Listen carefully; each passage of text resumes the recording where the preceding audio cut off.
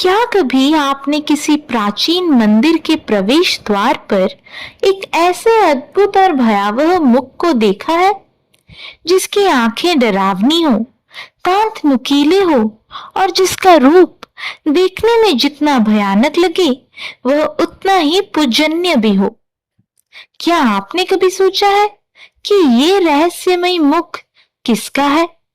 इसकी उत्पत्ति कैसे हुई और क्यों इसे अक्सर शिव मंदिरों के शीर्ष पर या द्वार पर स्थापित किया जाता है?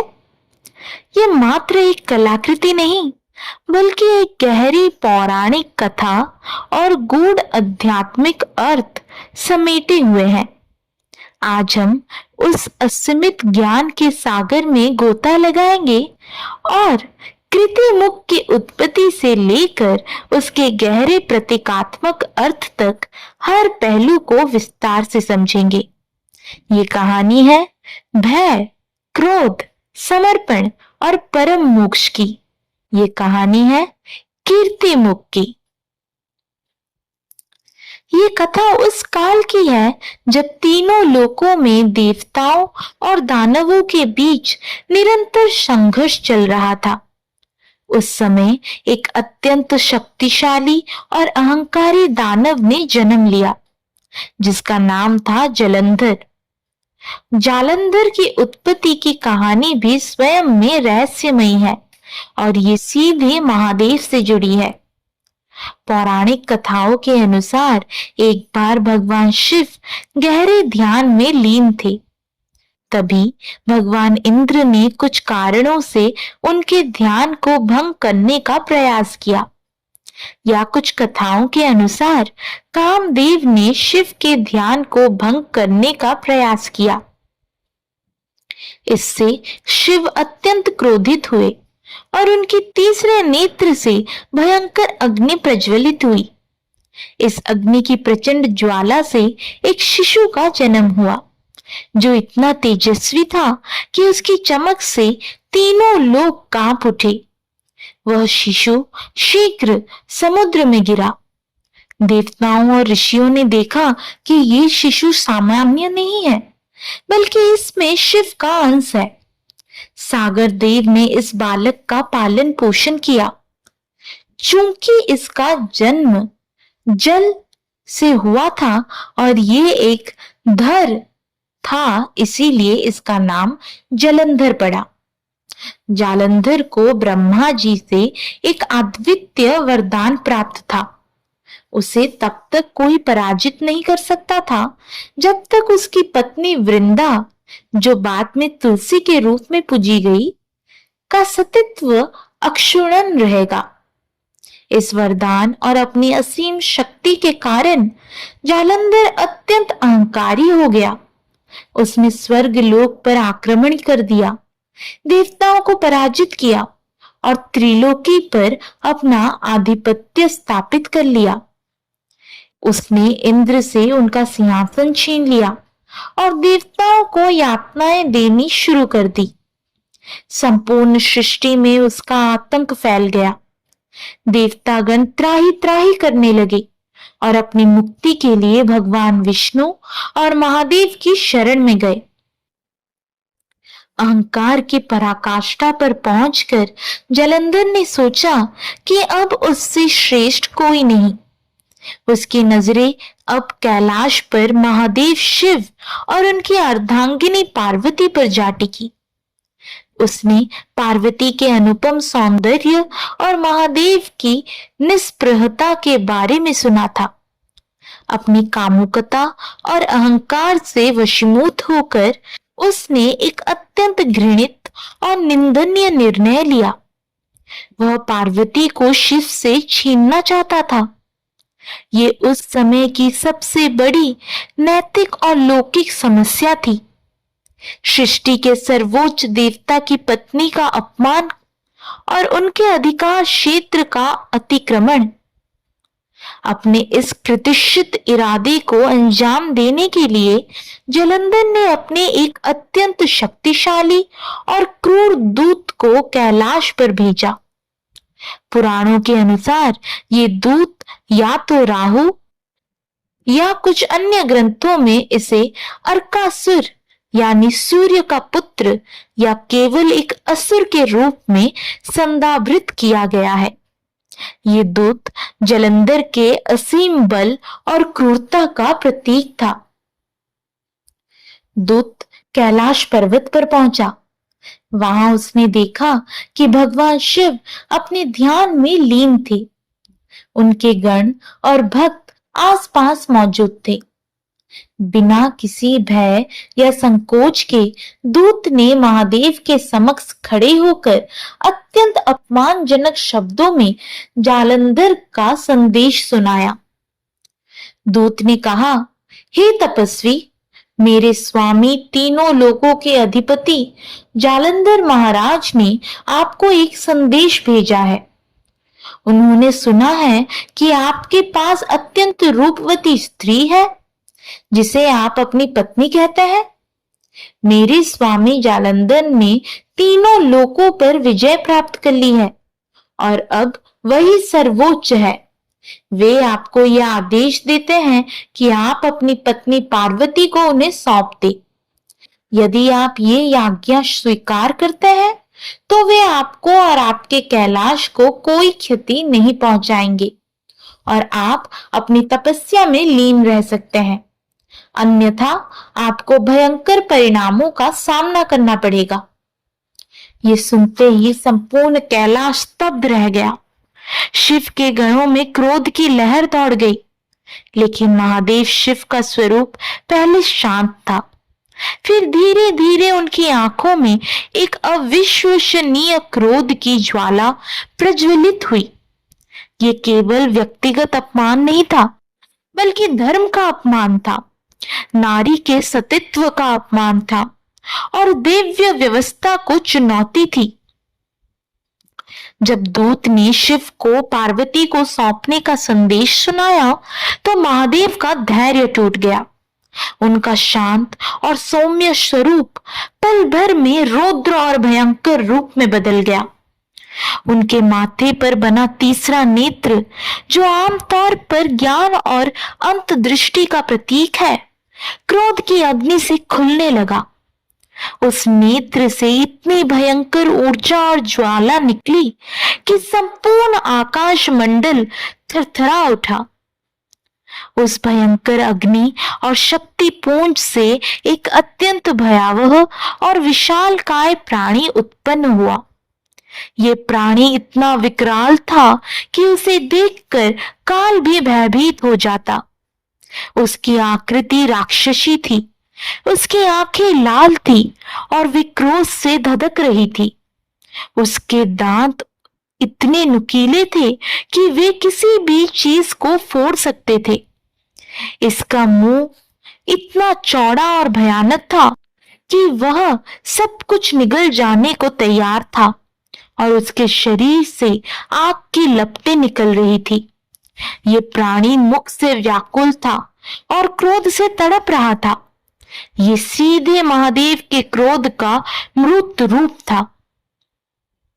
ये नव उत्पन्न भयानक प्राणी, जिसे अभिचारी का जादुई रूप से बनाया गया प्राणी भी कहा गया है, अत्यंत तीव्र मुख से ग्रोशित था। वह तुरंत जलंधर के दूत राहु पर झपटा ताकि उसे निगल सके। दूत ने यह भयानक दृश्य देखा तो वह थर-थर कांपने लगा। उसने कल्पना भी नहीं की थी कि उसकी एक बात पर महादेव ऐसा भयानक रूप धारण कर लेंगे। अपनी मृत्यु को सामने देख दूत ने तुरंत महादेव के चरणों में गिरकर क्षमा याचना की और अपने प्राणों की भीख मांगी। महादेव, जिन्हें आशुतोष और शरणागत वत्सल कहा गया है, उन्होंने उस दूत पर दया की। उन्होंने नव उत्पन्न प्राणी को राहु को छोड़ देने का आदेश दिया। प्राणी ने तुरंत आज्ञा का पालन किया और राहु को छोड़ दिया। अब एक नई समस्या खड़ी हो गई। महादेव द्वारा उत्पन्न किया गया वह प्राणी अभी भी प्रचंड भूख से व्याकुल था।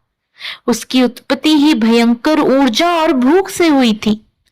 जब उसने राहु को छोड़ दिया तो वह बेचैनी से इधर उधर देखने लगा कि अब वह अपनी भूख कैसे शांत करे। ये देखकर महादेव शिव ने उस प्राणी को संबोधित किया और कहा, हे मेरे द्वारा उत्पन्न हुए प्राणी, तुमने मेरी आज्ञा का पालन किया है। अब चूंकि तुम्हारे पास खाने के लिए कोई और नहीं है और तुम्हारी भूख इतनी तीव्र है, तो तुम स्वयं को ही खा जाओ। महादेव शिव के आदेश का पालन करते हुए उस भयानक प्राणी ने एक अविश्वसनीय कार्य किया। उसने बिना किसी हिचकिचाहट के अपने ही शरीर को खाना शुरू कर दिया। ये एक ऐसा दृश्य था जिसे देखकर देवता और दानव भी कांप उठे। उसने अपने पैरों से शुरुआत की और धीरे धीरे अपने शरीर का अधिकांश भाग खा लिया। वह लगातार खाता गया जब तक कि उसका केवल मुख ही शेष रह गया। ये मुख अत्यंत भयंकर था। बड़ी बड़ी क्रोधित आंखें, नुकीले बाहर निकले हुए दांत और एक खुला हुआ विशालकाय मुंह। लेकिन अब उसकी प्रचंड भूख शांत हो चुकी थी। उसने अपने ही शरीर को समाप्त कर अपनी भूख मिटाई थी। इस अद्वितीय और अद्भुत आत्म बलिदान और आज्ञाकारिता को देखकर महादेव शिव अत्यंत प्रसन्न हुए। ये केवल आज्ञा का पालन नहीं था, बल्कि एक गहरे आध्यात्मिक सत्य का प्रतीक था, स्वयं के अहंकार का विनाश। शिव ने उसे मुख को देखा और अत्यंत प्रसन्नता से उसे आशीर्वाद दिया। महादेव ने कहा, तुमने मेरी आज्ञा का पालन करते हुए अपनी तीव्र भूख को शांत करने के लिए अपने ही शरीर का बलिदान दिया। ये एक महान कार्य है। आज से तुम्हारा ये मुख कृति मुख कहलाएगा, जिसका अर्थ है यश का मुख, गौरव का मुख या महिमा का मुख। ये भय का नहीं, बल्कि मेरे गौरव और मेरी महिमा का प्रतीक होगा। शिव ने आगे कहा, अब से मेरे सभी मंदिरों में प्रवेश द्वार पर, गर्भगृह के ऊपर या मेहराबों पर तुम ही प्रतिष्ठित होगे। तुम मेरे धाम के संरक्षक और द्वारपाल बनोगे। जो भी भक्त मेरे दर्शन के लिए आएगा, उसे पहले तुम्हारे दर्शन करने होंगे और तुम्हें सम्मान देना होगा। जो तुम्हें सम्मान दिए बिना मेरे मंदिर में प्रवेश करेगा, उसे मेरे दर्शन का कोई फल प्राप्त नहीं होगा। तुम मेरे धाम की रक्षा करोगे, सभी बुरी शक्तियों, नकारात्मक ऊर्जाओं और असुरों को मेरे पवित्र स्थान से दूर रखोगे। तुम मेरे कीर्ति को बढ़ाओगे। इस प्रकार कीर्ति मुख का जन्म हुआ।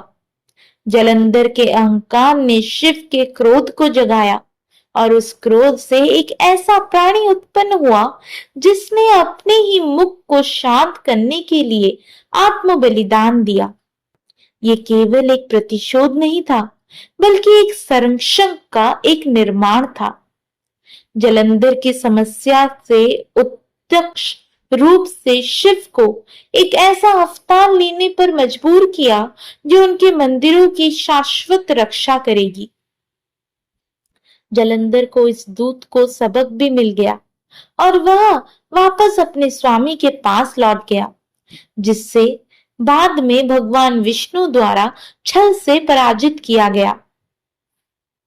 कीर्ति मुख केवल एक पौराणिक कथा का पात्र नहीं है, बल्कि ये हिंदू धर्म में, विशेषकर शैव परंपराओं में अत्यंत गहरा प्रतीकात्मक महत्व रखता है।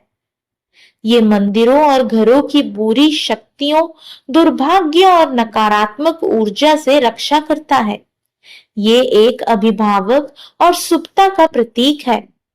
ये कहानी जलंधर के अहंकार से शुरू होती है। कृति मुख का स्वयं को खा जाना अहंकार और स्वार्थ के विनाश का प्रतीक है। जब व्यक्ति अपने अहंकार को मिटा देता है, तभी वह वास्तविक आत्मज्ञान या दिव्य कृपा प्राप्त कर पाता है। कीर्ति मुख शिव के रौद्र रूप से जुड़ा है, जो विनाश के देवता है। लेकिन हिंदू धर्म में विनाश कभी अंत नहीं होता, बल्कि वह नए सृजन का अग्रदूत होता है। कीर्तिमुख ये दर्शाता है कि विनाश भी गौरव और एक नए आरंभ का मार्ग प्रशस्त करता है। कुछ व्याख्याओं में कीर्ति मुख को काल के रूप में भी देखा गया है, जो सब कुछ निगल जाता है, यहाँ तक कि स्वयं को भी। ये नश्वरता और अनश्वरता दोनों का प्रतीक है। इसका भयानक मुख अक्सर अज्ञान के भय को दर्शाता है, जिसे ज्ञान रूपी शिव के दर्शन से ही दूर किया जा सकता है। ये अद्वैत वेदांत के विचारों से भी जुड़ता है, जहां आत्मा अपने ही स्वरूप को जानती है। कीर्ति मुख ने शिव की आज्ञा का पालन करते हुए आत्म बलिदान दिया। ये दर्शाता है कि सच्ची भक्ति और समर्पण ही सर्वोच्च अवस्था तक ले जा सकता है।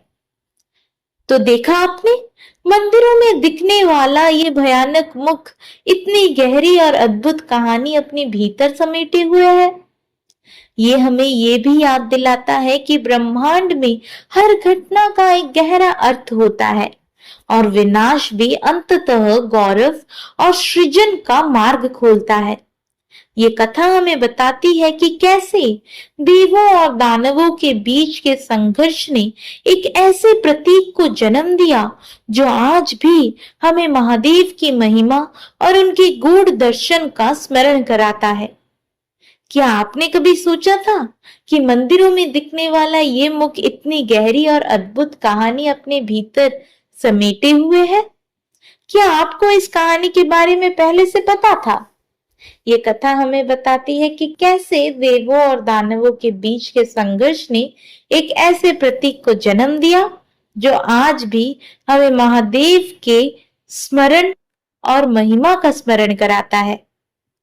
तो प्यार से बोलिए, जय भोलेनाथ।